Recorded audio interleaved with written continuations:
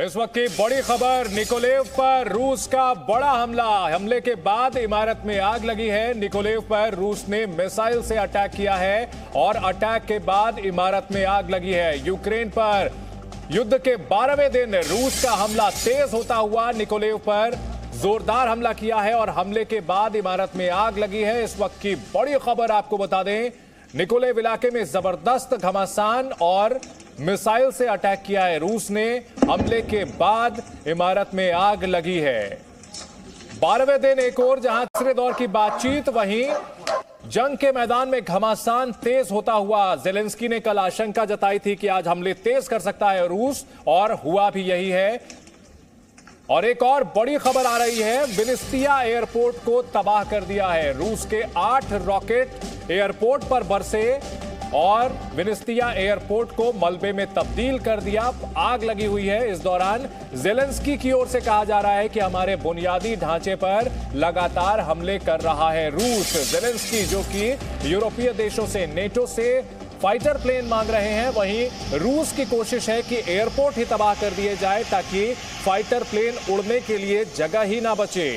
और विनिस्तिया एयरपोर्ट पर 8 रॉकेट से हमला किया है। इसके साथ साथ रूस ने यह भी धमकी दी है कि जो भी देश यूक्रेन को अपने एयरफील्ड का इस्तेमाल करने देगा, यानी यूक्रेन के लड़ाकू विमानों को उड़ने के लिए हवाई पट्टी उपलब्ध कराएगा, उसे भी जंग में शामिल माना जाएगा। तो 12वें दिन का घमासान और कई मोर्चों पर लड़ाई लड़ी जा रही है। कूटनीतिक तौर पर माइंड गेम खेला जा रहा है और जमीन पर हथियारों से बम बरसाए जा रहे हैं। 2 तस्वीरें, निकोलेव में गोलाबारी की और विनित्सिया में रॉकेट अटैक की, यूक्रेन में भारी तबाही की तस्वीरें सामने आ रही हैं। 12वें दिन बड़ा वार कर रहा है रूस। एक और बड़ी खबर खार्किव से आ रही है, जहां रूस ने हमला काफी इंटेंसिफाई कर दिया है। जोरदार हमले किए हैं और इसमें बिल्डिंग और मार्केट को भी निशाने पर लिया है। जगह जगह रूस का हमला आज तेज होता हुआ। 12वें दिन की लड़ाई और 12वें दिन बड़ा घमासान चल रहा है। खार्किव में रूस का बड़ा हमला, हमले के बाद की तस्वीरें भयावह। आग लगी हुई है, मार्केट तबाह हो गए हैं, बिल्डिंग्स बर्बाद हो गई हैं, आग की लपटें उठती हुई दिख रही हैं। और ये तबाही का मंजर यूक्रेन के अलग अलग शहरों में, खार्किव जो कि सबसे फियर्स बैटलफील्ड बना हुआ है, यहां पर यूक्रेन भी जम करके मुकाबला कर रहा है, लेकिन इक्का दुक्का सफलताओं के मुकाबले कुछ हासिल नहीं हो पा रहा है। और इस बीच रूस ने अपनी ऑफेंसिव को स्टेप अप कर दिया है। खार्किव में जबरदस्त हमला बोला है। तस्वीरें देख करके अंदाजा लगाया जा सकता है। खार्किव में बिल्डिंग पर मिसाइल अटैक किया है, बाजार पर हमला हुआ है और हमले के बाद हर तरफ आग और धुआं नजर आ रहा है। मलबे का ढेर नजर आ रहा है इस हमले के बाद। एक और बड़ी खबर इस वक्त की आपको बता दें, यूक्रेन के लुहांस्क से आ रही हैं। यहां भी रूस ने बड़ा हमला किया है। लुहांस्क में भी रूस का बड़ा हमला, अलग अलग शहरों पर जबरदस्त ऑफेंसिव। इस हमले में ऑयल डिपो को निशाना बनाया गया और चश्मदीदों के मुताबिक ऑयल डिपो में भीषण धमाका हुआ और उसके बाद आग की लपटें, धुएं का गुबार उठता हुआ दिखाई दे रहा है। तो लुहांस्क हो, खार्किव हो, हर जगह बम बरस रहे हैं, गोले बरस रहे हैं। विनित्सिया में एयरपोर्ट तबाह हो चुका है, बाजारों पर हमला किया जा रहा है। निकोलेव में भारी तबाही मची है। अलग अलग शहरों में लगातार गोले बरस रहे हैं। युद्ध के 12वें दिन हमला काफी तेज होता हुआ।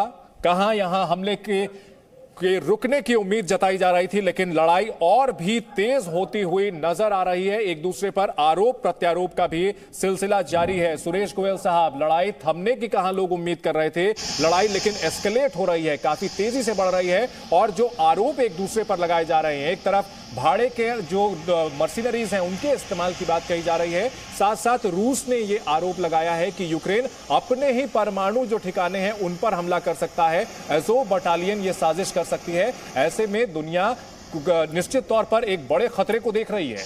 बिल्कुल सही कह रहे हैं चंदन आप, क्योंकि अब लड़ाई जिस दौर से निकल रही है, कोई भी पीछे हटने को तैयार नहीं दिखता है। ये एक तरह से लगता है कि दोनों के लिए डू और डाई वाली बात हो गई है। खास तौर पर यूक्रेन के प्रेसिडेंट जेलेंस्की के लिए एज एन अंडरडॉग उनको लगता है कि उनके लिए कोई एक एस्केप का रास्ता होना चाहिए जी। ताकि he can come out of the war with honour. Everybody wants some honour जी। चंदन।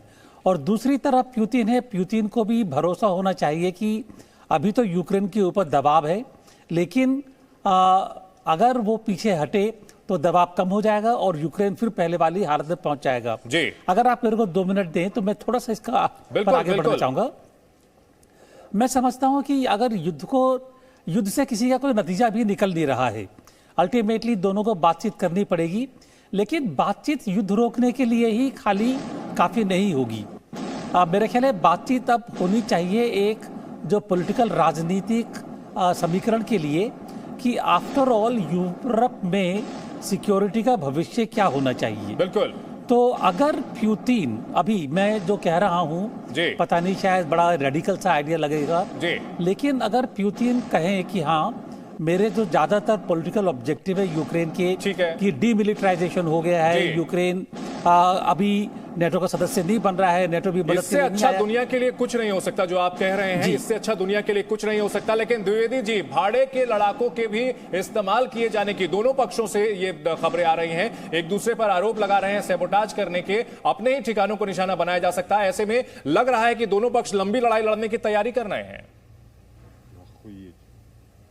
बिल्कुल चंदन, ये लड़ाई मैं पहले से बोल रहा हूं कि ये लड़ाई लंबी चलेगी, क्योंकि इसमें नए नए आकार आ रहे हैं, नए नए एक्टर्स आ रहे हैं, नए नए इसमें किरदार निभाने के लिए और भी लोग जुड़े हुए हैं। अभी आपने जो पहला क्वेश्चन पूछा है कि ये जो इरेगुलर्स हैं ये भी शामिल हो गए हैं। देखो, हम ज्यादा बात नहीं कर रहे हैं लुहांस्क की और डॉनबास की, वहां जो है इरेगुलर लड़ाई लड़ी जा रही है, वहां मिलिशिया जो है वो युद्ध कर रही है और वो भी बड़ा खतरनाक युद्ध है। और दूसरा जो है, मैं एक बात देखो, जब लड़ाई के मैदान में आप आ जाते हैं तो जो नेगोशिएशन होती है, यानी कि जब डिप्लोमेसी होती है, वो किस प्रकार आपकी ग्राउंड सिचुएशन पर होती है। इस समय दोनों साइड जो है वो कांटे की टक्कर में है और किसी को एक क्लियर सफलता नहीं मिली है। जब तक क्लियर सफलता नहीं मिलेगी ये लड़ाई चलती रहेगी। पूरी दुनिया की निगाहें इसी बात पर टिकी हुई हैं कि कुछ तो समाधान निकले, क्योंकि इसकी कीमत पूरी दुनिया को चुकानी पड़ेगी।